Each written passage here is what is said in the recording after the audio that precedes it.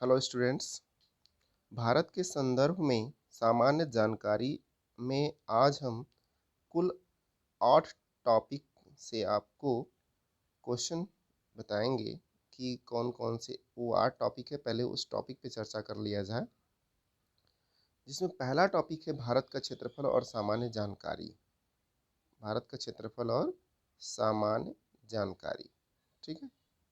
चलिए, दूसरा टॉपिक है भारत की जलीय और स्थलीय सीमा। तीसरा टॉपिक है भारत की स्थिति और विस्तार। चौथा टॉपिक है भारत की मानक समय रेखा। पांचवा टॉपिक है कर्क रेखा से गुजरने वाले राज्य। छठा टॉपिक है भारत के दूरस्थ बिंदु। और सातवां टॉपिक है भारतीय सीमावर्ती और पड़ोसी देश। और लास्ट टॉपिक है, आठवां टॉपिक है राज्यों की अंतर्राष्ट्रीय सीमाएं। ठीक, इस तरह से हम कुल 8 टॉपिक के विषय में आज पढ़ेंगे और ये आठों टॉपिक किसी भी एग्ज़ाम के लिए बेहद महत्वपूर्ण है। ठीक है, चलते हैं पहले टॉपिक की ओर। टॉपिक नंबर 1, भारत का क्षेत्रफल और सामान्य जानकारी। ठीक, इसमें आप देख रहे हैं कि जो भारत का क्षेत्रफल है वो कितना है, तो आप देख रहे होंगे यहाँ पर कि भारत का क्षेत्रफल जो है वो दिख रहा है, कितना दिख रहा है, 32,87,263 वर्ग किलोमीटर। ठीक, जो कि भारत क्षेत्रफल की दृष्टि से विश्व का 7वां सबसे बड़ा देश है। भारत विश्व के 7 बड़े देशों में आता है और भी 7वां। पहला है रूस, दूसरा कनाडा, तीसरा चीन, चौथा अमेरिका, पांचवा ब्राजील, छठा ऑस्ट्रेलिया और 7वां भारत का स्थान है। ठीक है, अब हम बात करेंगे थोड़ा और कुछ चीज़ों को लेके, जैसे कि जो भारत है वो 7वां तो क्षेत्रफल की दृष्टि से है, बट जनसंख्या की दृष्टि से दूसरा स्थान है। पहला तो किसका है? चीन का। पहला स्थान चीन का है। और भारत जो है उत्तर दक्षिण में इसका विस्तार है, जिसको उत्तर से दक्षिण तक विस्तार जो है वो 3,214 किलोमीटर रखता है। पूर्व से पश्चिम तक 2,933 किलोमीटर इसका विस्तार रखता है। ठीक, भारत का क्षेत्रफल विश्व के कुल क्षेत्रफल का 2.4% है और विश्व की कुल जनसंख्या का 17.5% है 2011 की जनगणना अनुसार। ठीक है, चलते हैं आगे। अब देखिए भारत की जलीय और स्थलीय सीमा। भारत की जलीय और स्थलीय सीमा, अब इसमें हम बात करेंगे भारत की स्थल सीमा जो है 15,200 किलोमीटर है। स्थल सीमा का तात्पर्य यहाँ आप देखेंगे कि यहाँ से लेके ये जो भारत की स्थल सीमा है वही स्थल सीमा की बात की जा रही है। तो ये 15,200 किलोमीटर है। ठीक, चलिए आगे चलते हैं। भारत की मुख्य भूमि का जलीय भाग 100 किलोमीटर है। मुख्य जलीय भाग क्या है? यही है मुख्य जलीय भाग। ठीक है, इसकी लंबाई कितनी है? 6100 किलोमीटर।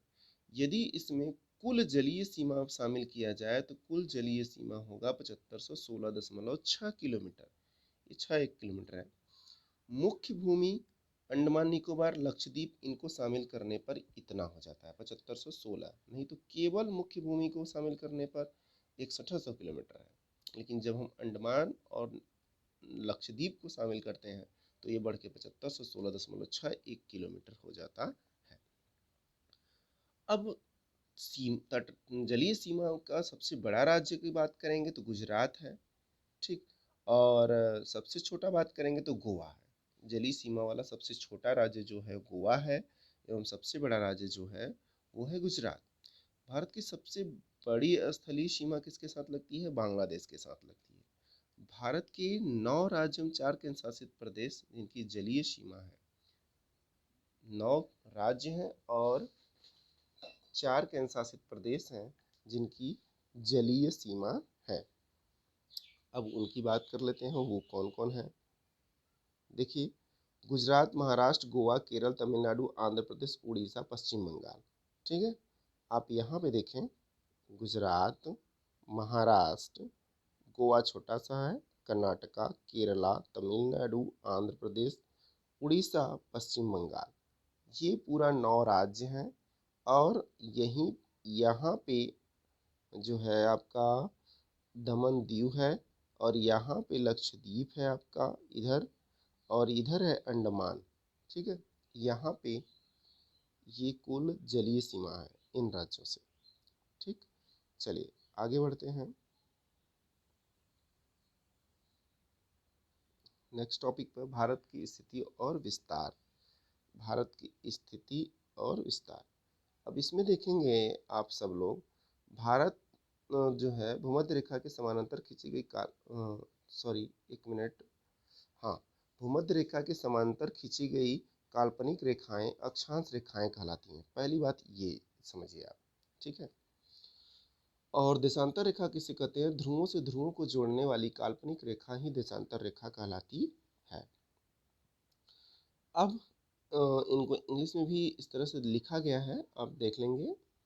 तो जो बीच वाली ये रेखा है, बीच वाली, मैं दूसरे कलर से दर्शा दूं ताकि पता चले, ये जो बीच वाली रेखा है इसे कहते हैं भूमध्य रेखा या इक्वेटर बोलते हैं। ठीक है, और इसी के ऊपर जो रेखा है, ये रेखा जो है कर्क रेखा है। यहाँ पे लिखा हुआ है, वो भी कितना डिग्री, 23.5 डिग्री नॉर्थ में। 23.5 डिग्री नॉर्थ में कौन सी रेखा है? कर्क रेखा।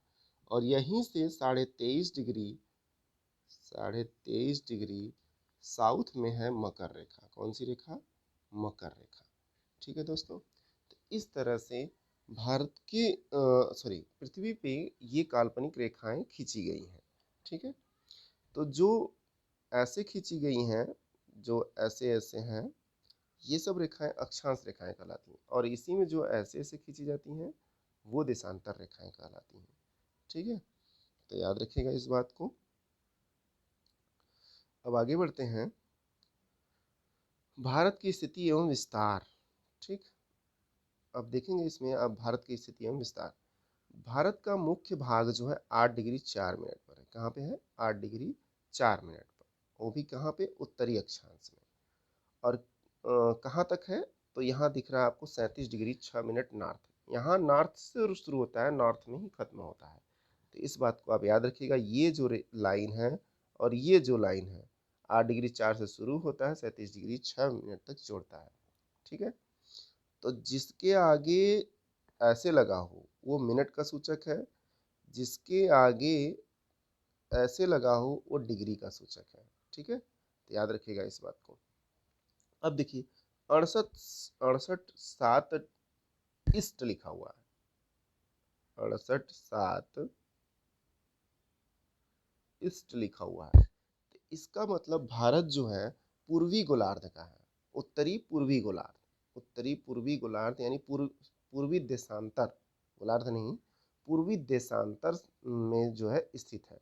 और कहाँ से कहाँ तक? 68.7 से शुरू हो रहा है, देखिए यहाँ पर 68.7 से, और 97.25 पे जाके खत्म हो रहा है। 97.25 पे जाके खत्म हो रहा है। तो ये भारत का देशांतरी विस्तार हो गया, ये वाला, और ये भारत का अक्षांशी विस्तार हो गया। ठीक है, चलिए आगे चलते हैं। अब देखिए यहाँ पे एक अगला टॉपिक जो है वो है ग्रीनविच मीन टाइम जो है।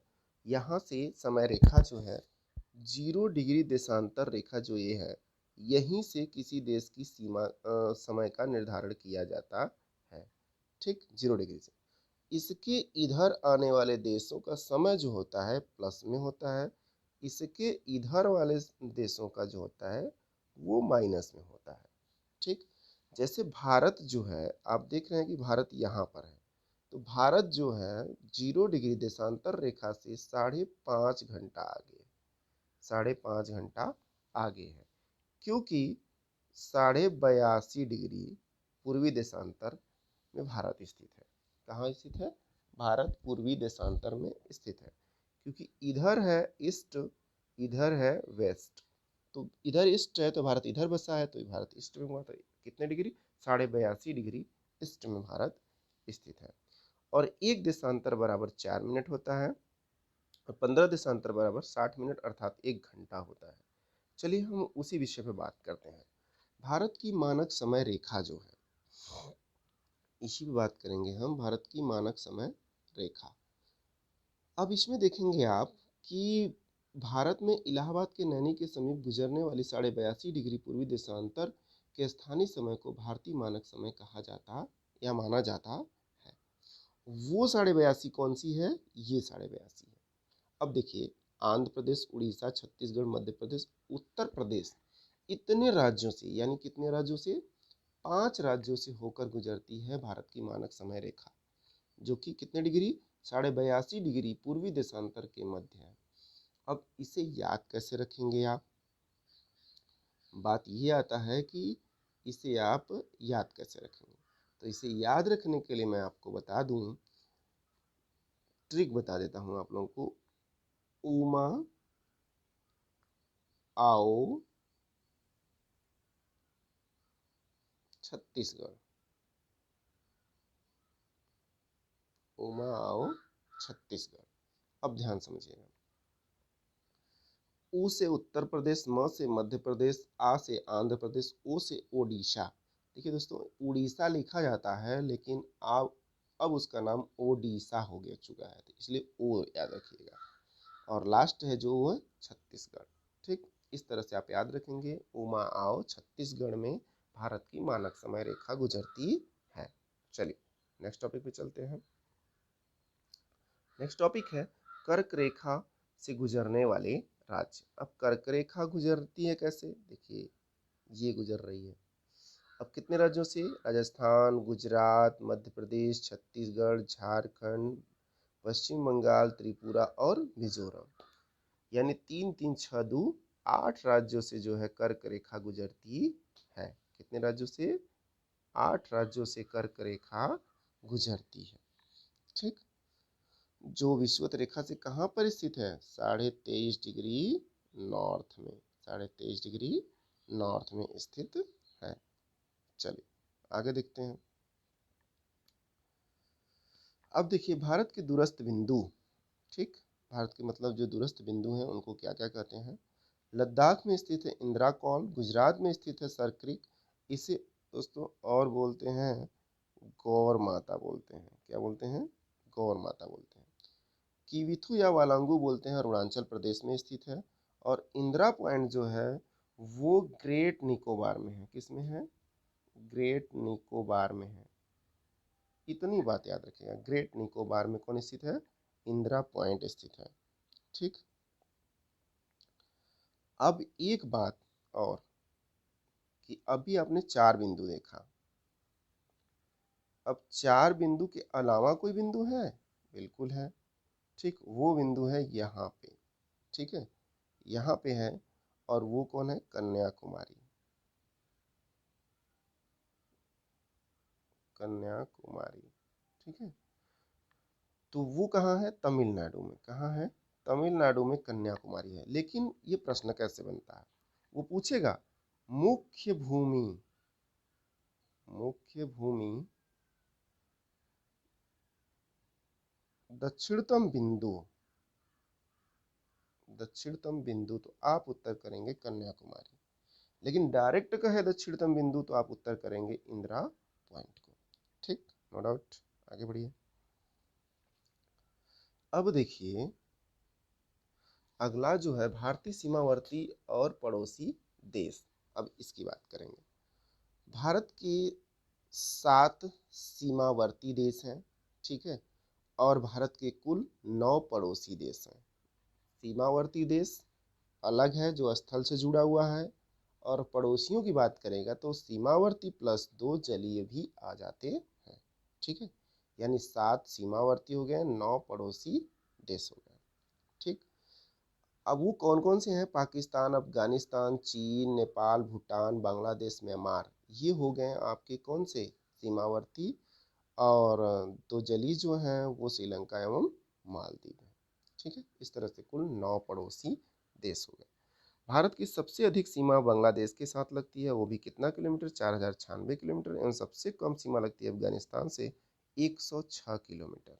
ठीक, चलिए अब आगे बात करते हैं कि राज्यों की अंतर्राष्ट्रीय सीमाएं, मतलब किस देश के साथ भारत के कितने राज्य स्पर्श करते हैं।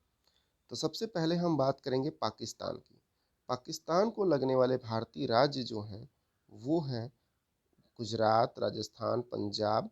ये 3 राज्य हो गए दोस्तों, 3 राज्य और 2 केंद्र शासित प्रदेश हैं।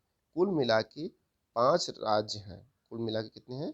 5 ऐसे राज्य केंद्र शासित प्रदेश हैं जो पाकिस्तान को स्पर्श करते हैं। ठीक, चलिए अगले पे चलते हैं, बांग्लादेश पे। बांग्लादेश को ध्यान से देखिए, असम, मेघालय, मिजोरम, त्रिपुरा, पश्चिम बंगाल, ये कितने राज्य हैं? कुल 5 राज्य हैं जो बांग्लादेश को स्पर्श करते हैं। आप फिगर में भी देख सकते हैं। ठीक है, अब देखिए आप इसे याद कैसे करेंगे। तो इसे याद करने का साधारण सा और आसान सा तरीका ये है कि आप यहाँ देखिए मणिपुर और नागालैंड यहाँ है, जो कि बांग्लादेश को स्पर्श करने नहीं दे रहे हैं। ठीक है, और बांग्लादेशियों को नागिन डांस बहुत पसंद है ये सबको। ठीक है, नागिन डांस पसंद है, जैसा कि आप फिगर में देख रहे हैं। जब ये सब क्रिकेट विकेट जीतते हैं भारत से तो नागिन डांस करते हैं। ठीक, तो आप इससे याद रखेंगे भारत से नागमणि चाहिए।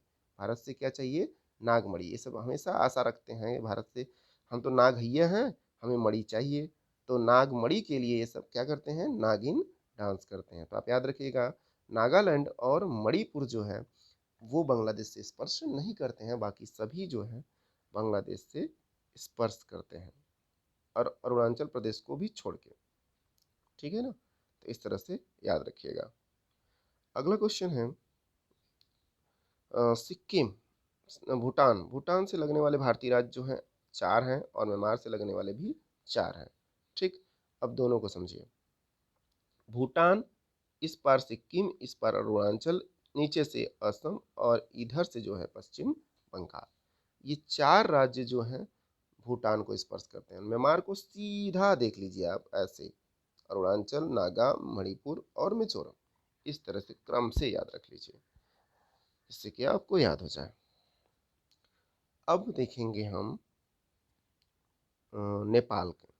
म्यांमार, भूटान तो हम देख चुके हैं, नेपाल देखते हैं। नेपाल से उत्तर प्रदेश, बिहार, उत्तराखंड, पश्चिम बंगाल, सिक्किम स्पर्श करता है।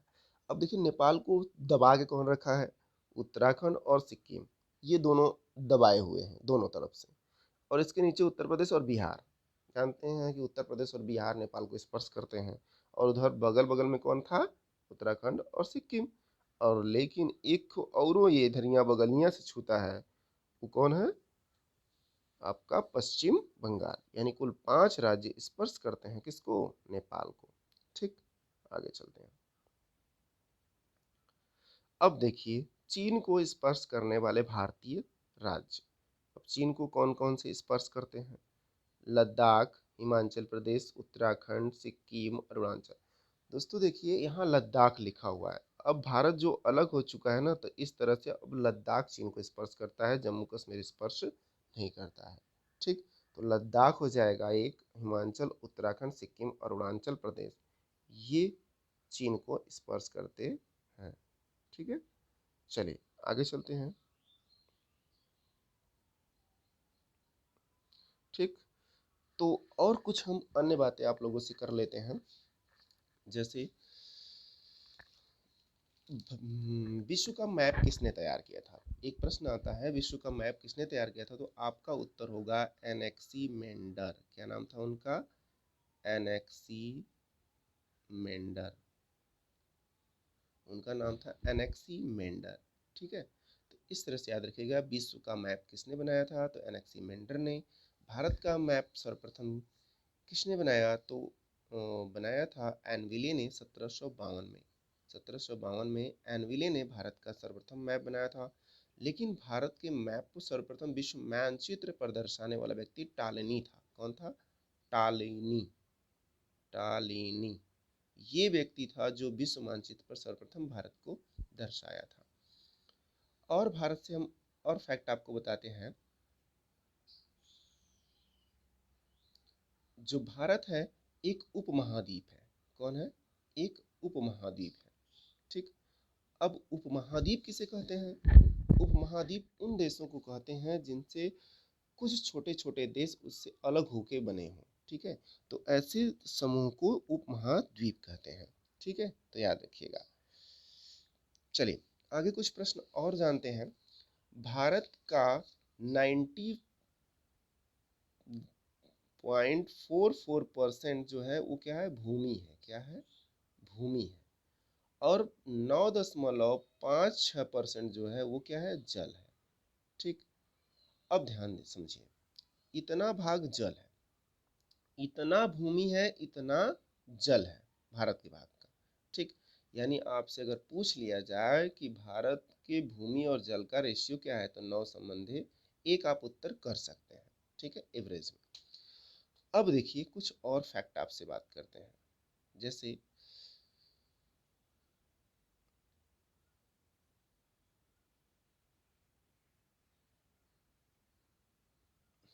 अब देखिए, जैसे पाकिस्तान की सीमा भारत के साथ कितनी लगती है? तो 3325 किलोमीटर लगती है। पाकिस्तान की सीमा भारत से कितनी लगती है? 3325 किलोमीटर लगती है। चीन की सीमा 3488 किलोमीटर लगती है। चीन की सीमा कितनी लगती है? 3488 किलोमीटर लगती है।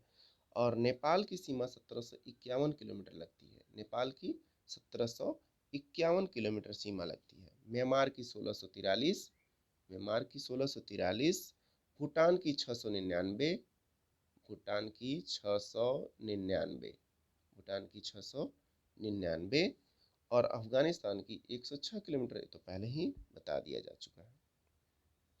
अब देखिए इसमें कुछ और तथ्य बात कर लेते हैं।